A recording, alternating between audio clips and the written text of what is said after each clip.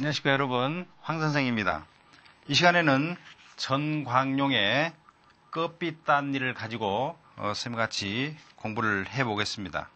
먼저 생각해 보기 위해서는 끝빛단리의 작가 분석 또는 주제 해제 이런 식으로 공부를 해보겠습니다. 생각 확대하기 위해서는 이인국 박사와 국적을 벌이는 사람들과의 관계에 대해서 알아보겠습니다. 그리고 윤리, 그 다음에 노블레스 오블리주의 어원, 사례, 히포크라테스 선서, 문학작품 비교, 문학은 사회의 거울인가 라는 것에 대해서 용어를 알아보도록 하겠습니다. 마지막으로 생각 정리하기 위해서는 장자의 달생편에 나오는 이야기를 가지고 나와 다른 사람과의 악수라는 이야기로 강의를 진행하도록 하겠습니다.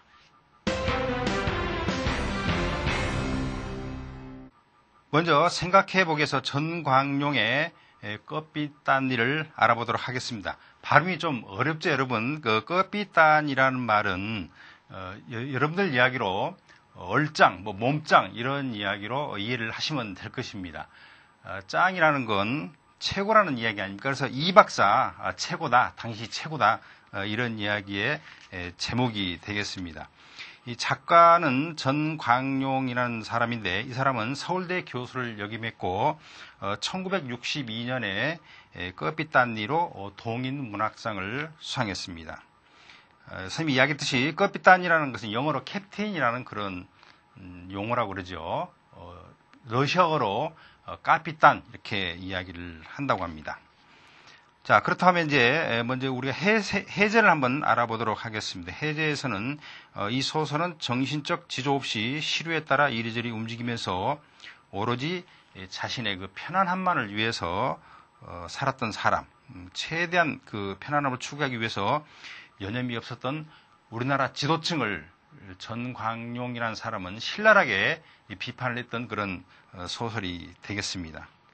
그래서 이 사람은 이인국 박사가 주인공인데 일제시대 때는 모범적인 한국 신민으로서, 즉 잠자면서까지도 잠꼬대를 일본어로 할 정도로 일본에 빠져 있는 이런 사람으로 살았던 사람입니다.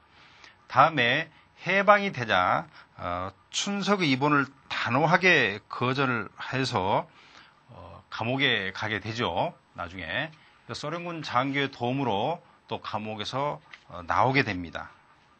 다음에 이제 6.25가 터져서 남한으로 와서는 또 미 군정에 이렇게 협조를 얻어가지고 결국은 또 미국으로 가려고, 딸을 미국을 또 유학시키려고 하는 그런 내용으로 구성이 되어 있습니다. 어찌됐든 간에 이 이인국 박사는 외정 때는 일본말을, 해방 후 북한에서는 노를 해야 버젓이 살 수 있으며 고기가 물을 떠나서 살 수 없는 바야 그 물 속에서 살 방도를 궁리해야 한다는 말에서 이인국 박사의 그 적나라한 성격을 알 수가 있는 것입니다. 식민지 통치, 해방, 6.25 전쟁, 산업화 등등 격동의 현대사를 살아오면서 무엇이 진정한 인간다운 삶이었던가, 사회 속에서 개인의 역할과 책임 또는 사회 지도층의 도덕적인 어떤 의무 이런 것을 생각하게 해주는, 즉 상류층의 노블레스 오블리주가 무엇인지 생각하게 해주는 그런 소설이 되겠습니다. 자, 등장 인물 분석은 여기 이제 주 인물이 이인국 박사죠. 이인국 박사 선생님이 이야기했듯이 자신의 편안함만 추구해서 카멜레온처럼 막 변신을 잘하는 이런 사람을 이야기를 하고 있습니다. 나머지 이제 주인공들은 이제 나미가 있는데 이제 딸이죠. 그다음에 아내, 아들, 그다음에 해숙, 스탠코프, 브라운 이런 사람들이 나오는데 이 사람들은 이 소설의 소도구로 나옵니다. 소도구적인 역할만 하는 것이죠. 이인국 박사가 주 인물로 이인국 박사의 성격에 초점이 맞춰져 있는 그런 소설이라고 생각을 하시면 될 것입니다. 다음에 이해와 감상에서 그러니까 지금 선생님이 조금 줄거리까지 겸해서 여러분들 설명을 좀 해드리겠습니다. 선생님이 이야기했듯이 이 소설은 그 동인 문학상을 받은 전광용의 소설이 되겠습니다. 이기주자이며 기회주의자 전형적인 인물을 통해서 사회 지도층을 비판한 그런 소설이라고 그랬죠. 먼저 전광용의 작가는, 이 사람은 특이하게 철저하게 현장을 답사를 통해서 소설을 썼던 사람으로 아주 유명한 그런 사람입니다. 이 끝빛단리의 이야기 줄거리는 이런 식으로 되어 있죠. 먼저 일제 강점기 시대부터 시작을 합니다. 일제 강점기 때에서는 친일파적인 그런 형태를 보이죠. 환자가 오면은 병명도 물론 중요하지만 이 사람이 돈이 과연 많은 사람인가, 이 부분부터 따졌던 사람이 바로 이인국 박사입니다. 다음에 해방이 되죠. 이제 해방이 되면서 이 사람이 이제 북한에 남게 됩니다. 해방이 되자 북한 지역에는 러시아 군인들, 옛날 말로 하면 소련이죠. 지금은 이제 러시아지만은 소련 군인들이 진주해 오게 됩니다. 그런데 일제 강점기 때 춘석이라는 사람을 치료를 해주지 않죠. 그래서 해방이 돼서 러시아군에, 소련군에 이 춘석이가 고발을 합니다. 이인국이라는 사람은 이 일제 앞잡이였다, 이렇게 이야기를 하죠. 그래서 감옥에 가게 됩니다. 감옥에 가게 돼서 스테인코프 박사를 만나게 됐는데, 스테인코프 박사 왼쪽에 있는 혹을 띄워주고 이 박사 최고야 라는 그런 끝빛단이라는 칭호를 받습니다. 자, 그 다음에 어떻게 되죠? 이제 남한으로 6.25가 터지니까 넘어오게 됩니다. 이제 다시 이 사람은 또 변신을 하는 것이죠. 남한에 와서 미국 대사관에 있는 브라운이라는 사람을 만나가지고 섭외를 해서 미국으로 가려고 노력을 합니다. 어떻습니까? 일제 강점기도 살아남았고 해방돼서도 살아남았고 6.25 터져서 남한으로 와서도 살아남는 카멜레온 같이 정말 어떻게 보면 열심히 산 사람이죠. 이 사람은 감옥에서도 러시아어 공부를 정말 열심히 합니다. 물론 일제 강점기 때는 일본어 공부도 열심히 하죠. 그러나 러시아어 공부도 열심히 하고 다음 남한으로 와서 또 영어 공부도 열심히 합니다. 이렇게 해서 카멜레온처럼 변신하면서 사회에 잘 적응하고 살아난 이런 사람의 이야기를 담고 있는 내용이 바로 끝빛단리의 소설이 되겠습니다. 이 소설은 선생님이 이야기했듯이 시간적으로 일제 강점기 해방 후 북한 상황, 남한 이렇게 시간적으로 쭉 연결이 되어 있다고 그래서 이러한 것을 몽타주 기법으로 구성되어 있는 소설 이렇게 이야기합니다. 또 이 소설이 시간대별로 이렇게 시대별로 쭉 나열되어 있기 때문에 타임 몽타주 기법 또는 타임 몽타주 구성법으로 되어 있는 소설이다, 이렇게 이야기를 하고 있는 것이죠. 어찌됐든 간에 이 소설을 우리가 이렇게 볼 수 있는데, 정신의 뿌리를 잃고 부동해했던 우리 정신사를 풍자한 그런 소설이고, 하나를 가지고 열을 이야기한다는 것은 하나의 단면으로 전체를 드러내는 이 작품을 두고 말하는 것일 것이다. 새로운 도덕의식인 노블레스 오블리주에 대해서 우리가 한 번쯤은 생각해 볼 필요가 있는 그런 소설이지 않은가 하는 것입니다. 작품 분석은 갈래는 단편소설, 인물, 풍자소설, 주제는 이제 이야기했으니까 생략을 하겠습니다. 시점은 제3인칭 전지적 작가 시점. 조금 어려운 이야기인데, 이 전지적 작가 시점 쉽게 이야기하면은 모든 것을 작가가 다 알고 있는 상황에서 썼다, 이렇게 이해를 하시면 될 것입니다. 성격은 풍자적, 냉소적, 비판적, 경향은 신심미적 수법, 표현은 몽타주 수법, 구성은 역순행적 구성. 예를 들면은 현재 상황이 먼저 나오고 과거를 회상하는 식으로 진행을 되는 것을 역순행적 구성, 이렇게 이야기합니다. 인물은 이제 이인국 박사에 대해서 설명을 했기 때문에 생략을 하겠습니다. 배경은 이게 나와 있듯이 일제강점기 해방 후 북한, 6.25 후 남한의 상황, 출제는 사상계. 그래서 이 소설의 풍자성은 역사적 전환기마다 카멜로처럼 살아온 기회주의적인 그런 인간을 풍자를 하고 있고, 정신의 뿌리를 잃고 흔들렸던 우리 정신사를 풍자하고 있고, 한국 현대사가 비극으로 흐른 정신적 원인을 암시하고 있는 이런 내용이 되겠습니다. 자, 여기까지 끝빛단지 소설을 가지고 여러분과 같이 생각을 해봤습니다.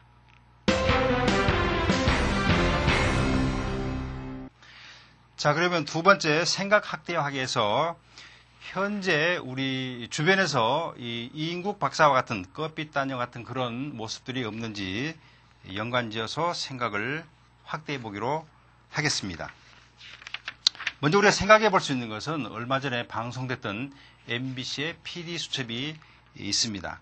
이 PD수첩에서 고발을 했는데 국적을 버리는 사람들께서 고발을 했습니다. 이 PD수첩에서 분석을 해보니까 17살 연령 남녀 국적 포기자 추이가 해가 갈수록 높아지고 있다는 것이고, 다음에 기업인들도 많이 국적을 기업인 자손들도 포기를 하고 있고, 언론인 또 정치인 또는 학자들 이렇게 많은 자손들이 국적을 포기하고 있더라. 특히 주목할 것은 이 국적을 포기하는 이유가 군을 가지 않으려고 하는 그런 목적이 있지 않은가, 이런 의심의 눈초리를 보내고 있습니다. 그리고 또다시 분석을 해보니까 출신 학교별로 분포를 살펴보니까 서울대가 가장 많고, 그 다음에 연고대, 그 다음에 육사, 기타 이런 순으로 나와 있는 것을 여러분들이 볼 수 있을 것입니다. 이런 사실을 봤을 때 우리는 이런 생각을 해볼 수 있는 것이죠.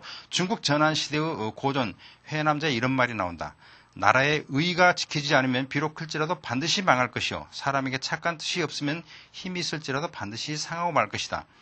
귀가 따갑게 들어온 노블레스 오블리주, 즉 고귀한 신분에 따른 도덕적 의무, 이러한 노블레스 오블리주는 그저 말만으로 이렇게 되는 것은 아니지 않느냐라고 하면서 MBC 프로그램에서 고발을 한 적이 있습니다.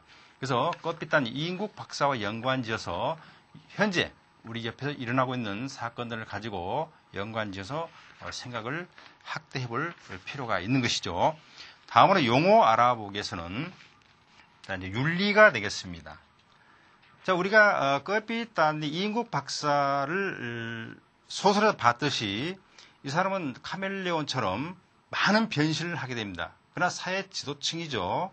의사이기 때문에 또 종합병원과 같은 큰 병원의 원장입니다. 그럼 지도층이죠. 이랬을 때 우리가 알아볼 수 있는 것은 과연 우리가 어떤 도덕, 어떤 의무 또는 윤리적인 모습을 가지고 이 세상에 살아야 할 것인가라는 것을 생각을 해봐야 될 필요가 있겠죠. 그래서 첫 번째로 윤리를 우리가 따져볼 수가 있습니다. 그래서 이 윤리를 분해를 한번 해볼까요?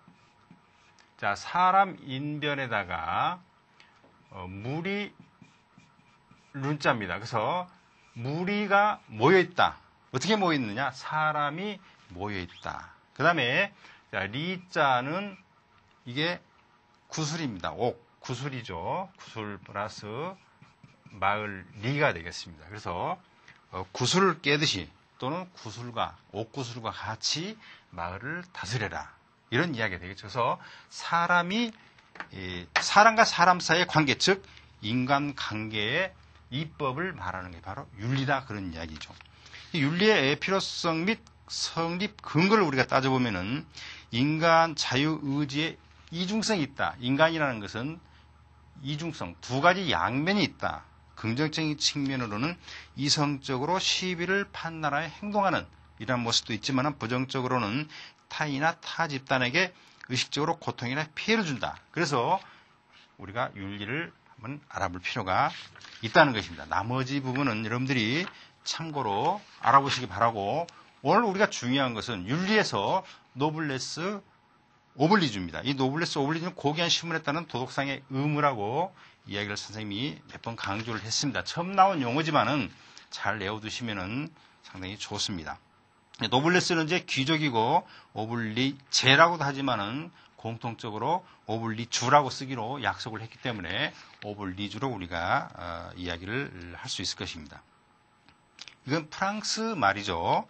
세 번째로는 노블레스 오블리주 말의 어원에 대해서 우리가 한번 생각을 해볼 필요가 있겠죠. 과연 이러한 말들, 이러한 생각들은 어디서부터 출발을 했는가?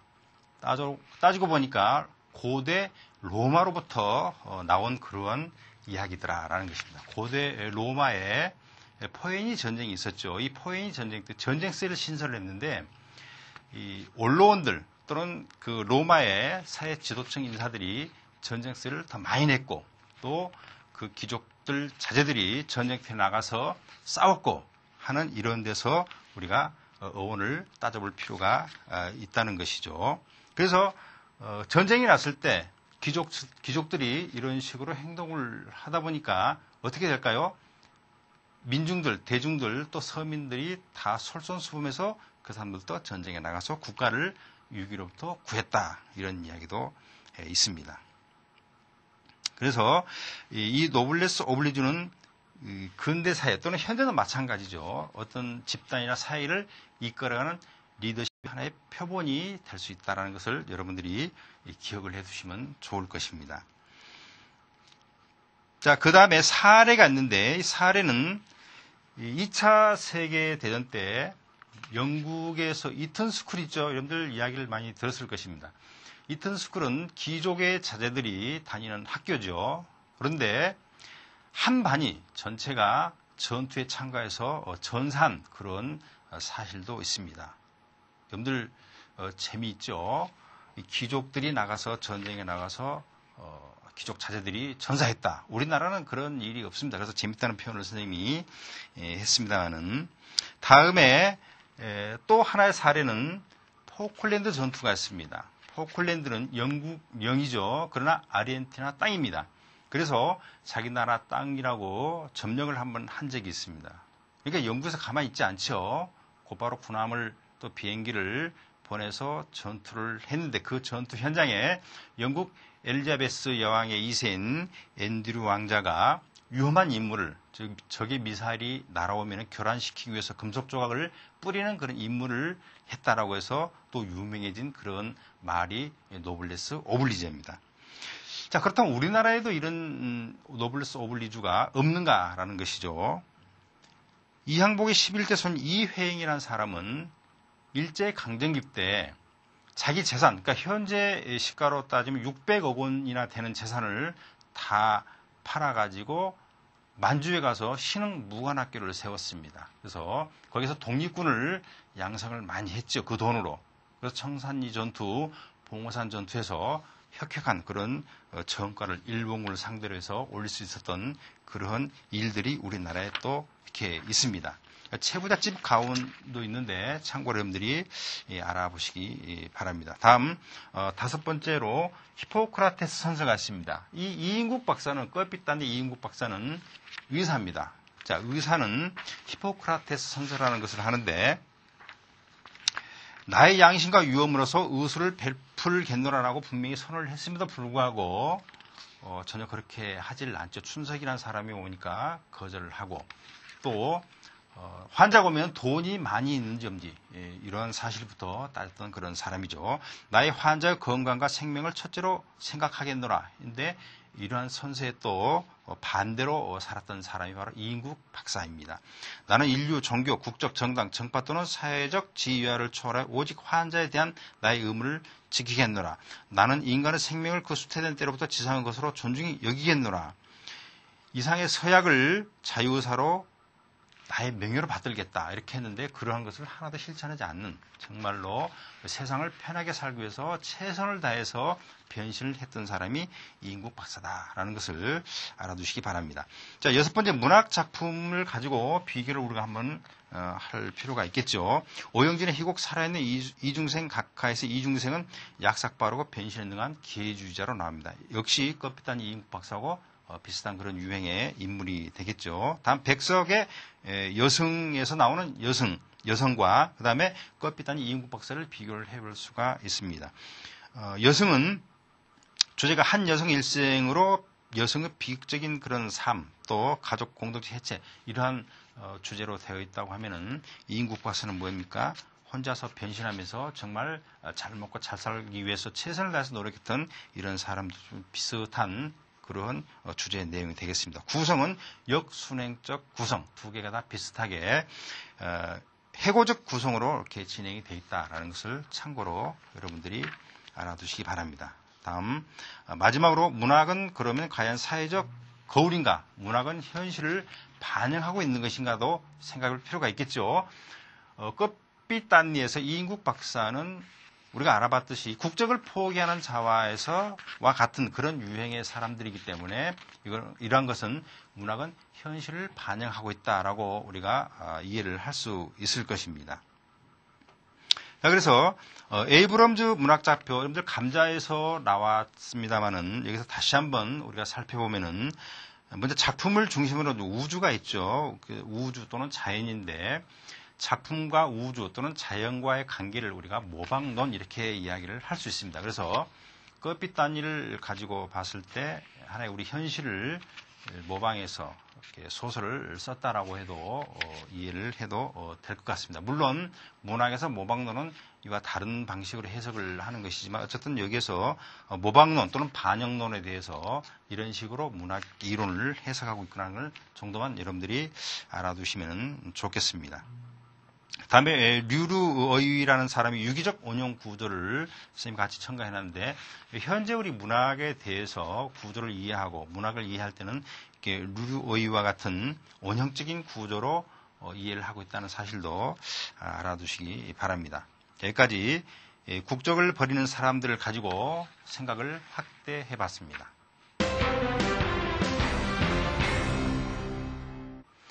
그럼 이제 마지막으로 우리가 생각을 정리해 보겠습니다. 끝빛 단지 이인국 박사와 또 국적을 버리는 사람들 이러한 사실을 가지고 우리가 생각을 정리를 해볼 필요가 있겠죠. 마지막으로 장자의 달생편에 보면 이런 이야기였습니다.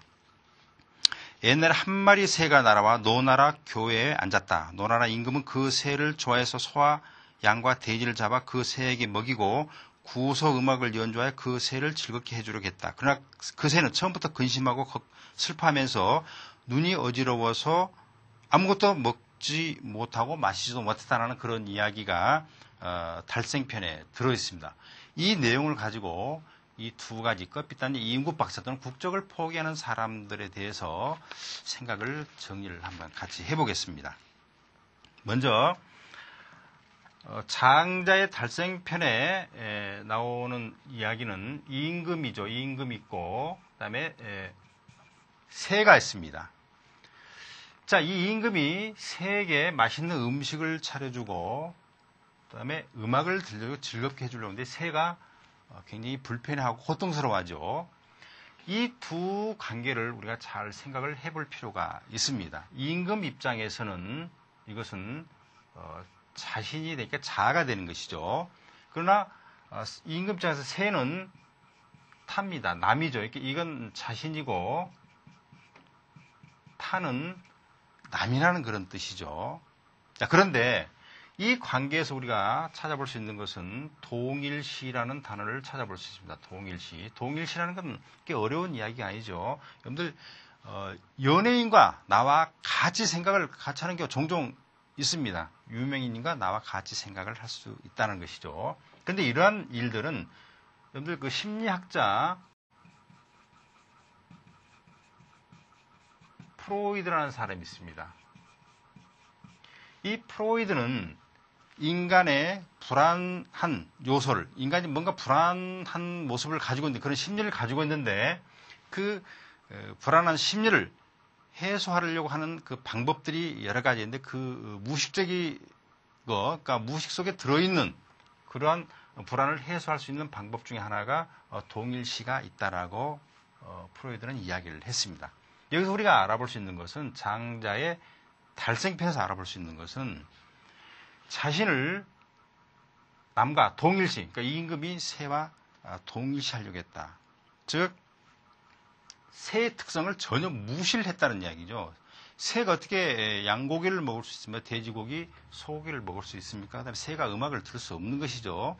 남을 생각하지 않은 모습, 이런 모습을 우리가 이 끝빛단리와 다음에 국적 포기자에서 찾아볼 수 있는 것입니다. 자, 그래서 우리는 여기에서 생각을 정리해야 될 것은 이 두 개는 떨어져 있는 것이 아니고 항상 같이 붙어 있다라고 생각을 해야 돼요. 내가 있으면 남이 있는 것이고 남이 있으면 내가 있는 것이다. 이런 생각을 여러분들이 가져야 할 것입니다. 다른 말로는 이걸 이제 바꿔서 쓰면 이제 이런 식의 이야기가 되겠죠. 타자. 우리가 평시에 이야기하는 자는 이제 모음자자를 써서 다른 사람, 남이다 이렇게 이야기를 하죠. 이게 두 가지 용어를 혼돈하지 마시기 바랍니다. 선생님이 오늘 이야기하는 것은 남과 나와 남의 관계를 이야기하죠. 그래서 이 끝빛단위에 보면은 어떤 국적 포기한 사람들은 어떻게 하고 있습니까? 자기만 생각하고 있죠. 여러분들 나 세대 선생님 같이 공부를 했죠. 나 세대와 같이 자신의 이익만 추구하는 이런 사람들. 자, 이런 시대에는 우리가 어떻게 되겠습니까? 남을 배려하고 남을 위해서 내가 조금 양보하고 하는 그러한 모습들. 즉 키워드에서 나와 있는 것 같이 윤리와 노블레스 오블리주 이런 것을 우리가 잘 정리해서 생각할 필요가 있다는 그런 이야기죠. 자, 생각을 정리해보면 이제 많기 때문에 요약해서 선생님이 설명을 하겠습니다. 자, 끝빛단의 주인공 이인국을 박사라 끝까지 이야기를 하는 것은 일종의 반어법으로 박사답지 않기 때문에 박사라고 계속 불러주는 것입니다. 이런 것은 일종의 아이러니 또는 반어법이다. 일곱 번째, 이인국 박사에 잘 어울리는 그 속담과 처세술은 뭐로 가도 한양만 가도 된다. 이런 말을 찾아볼 수 있죠. 여덟 번째, 끝빛단에서 가장 중점적으로 다루고자 한 것은 인물의 유형이었다. 그러니까 이인국 박사의 인물 성격을 가지고 이야기를 하려고 한 것이지 어떤 주변 인물 또는 어떤 시대적인 상황을 가지고 이야기하는 것은 아니었다는 것을 여러분들이 알아두시기 바랍니다. 그래서 상류층 또는 지도층의 도덕적인 또 윤리적인 그 사람들이 갖춰야 할 어떤 의무는 어떤 것인가라는 것을 우리가 끝빛단의 이인국 박사를 가지고 찾아볼 수 있는 것이죠. 또 아홉 번째는 타자, 즉 남, 타인, 나와 다른 내가 남이 되려고 하는 거. 다른 말로 역지사지 뭐 이런 이야기도 있죠. 남의 입장에서 한번 생각을 해봐라. 이런 이야기. 그래서 내가 남이 되려고 남의 입장을 배려하고 이해하려고 하는 그런 노력을 할 때만이 우리는 바로 윤리적인 존재로서 인정을 받을 수가 있는 것입니다. 그래서 현대사회는 어떤 사회입니까? 현대사회는 셀프 리더가 많은 그런 사회죠. 동호회에 가면은 시삽이 있습니다. 정확한 어휘는 시소비죠. 시스템 오퍼레이션 이렇게 이야기하는데 내가 시삽이 될 수도 있는 것입니다. 내가 리더가 될 수 있는 것이죠. 그랬을 때 지도층 또는 리더로서의 의무나 책임 또는 윤리의식을 가져야 될 이러한 필요성이 현대사회는 더 많아지지 않은가 이러한 부분을 생각해 볼 수가 있는 것이죠. 다음에 11번째 노블레스 오블리주는 비현실적인 윤리인가 한번 따질 필요가 있겠죠. 왜냐하면 법률적으로 구속력이 있는 것은 아니기 때문에 국적 포기도 불법은 아닙니다. 그것은 합법적으로 하는 것이지만 그러나 자칫 잘못하면은 이러한 부분을 너무 과격하게 공격을 하다 보면 또 다른 어떤 폭력을 낳을 수 있지 않은가라는 부분도 우리가 생각을 정리하고 해볼 필요가 있는 것이죠. 12번째, 진정한 윤리의 근원은 남을 걱정하거나 남을 배려하거나 남을 유하는 것이 아니다. 바로 자기 자신을 변화시키는 것이 윤리의 근원이 되는 것이죠. 내가 변화되고 내가 실제로 행동을 옮겨야 되는 거 아니겠습니까? 그래서 즉 자신의 존재 자체를 남을 이해하려는 노력을 할 때만이 윤리의 근본이 성립이 된다. 그 극한적 형태는 자신이 가장 비참한 타자가 되는 것, 스스로 가장 낮은 것으로 내려가는 행위를 해볼 필요가 있는 것이다. 라는 것입니다. 그래서 우리가 이 오늘 공부의 키워드는 윤리에 대해서 여러분들이 정리를 잘 해보시기 바라고 다음 노블레스 오블리제 또는 노블레스 오블리주라는 말은 어떤 의미를 담고 있는지 또 문학과 현실 선생님 라쇼몽 아쿠타카와의 라쇼몽 테러를 가지고 설명했을 때 문학과 현실 문학은 어떻게 보면은 도덕 법칙이죠. 이성적인 그런 부분을 많이 강조를 하는 부분인데 현실은 또 그게 아니다. 그래서 문학과 현실의 상관관계를 여러분들이 정리를 잘 해두시기 바랍니다. 다음 타자, 자와 타자와 또 나와 다른 사람 이런 부분들도 정리를 잘 해두시면 좋은 글이 나올 수 있을 거라 생각을 합니다. 자, 여기까지 생각을 정리하기로 오늘 수업을 마치도록 하겠습니다. 수고했습니다.